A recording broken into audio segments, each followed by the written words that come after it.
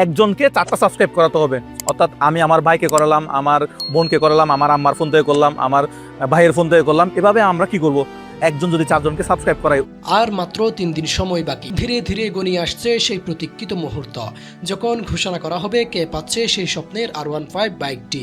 সারা বাংলাদেশ থেকে হাজার হাজার মানুষ ইতিমধ্যে মোজাহের ভাইয়ের ইউটিউব চ্যানেলটি সাবস্ক্রাইব করে অপেক্ষা করছেন। তরুণদের অনেকের কাছে ইয়ামাহা R15 শুধু একটি বাইক নয়, বরং এটি একটি স্বপ্ন, একটি আকাঙ্ক্ষা। এই স্বপ্নকে বাস্তবে রূপ দিতে মোজাহের ভাই ঘোষণা দিয়েছেন তার সাবস্ক্রাইবারদের মধ্য থেকে একজন সৌভাগ্যবান ব্যক্তিকে দেওয়া হবে এই বাইকটি। আর সেই ঘোষণাকে ঘিরে এখন সোশ্যাল মিডিয়ায় তৈরি হয়েছে ব্যাপক আলোচনা ও অপেক্ষা। এখন প্রশ্ন হচ্ছে, সেই সাবস্ক্রাইবারদের লিস্টে আপনি কি আছেন? কারণ শেষ পর্যন্ত সেই সাবস্ক্রাইবারদের লিস্ট থেকে নির্বাচন করা হবে একজন সৌভাগ্যবান বিজয়ীকে।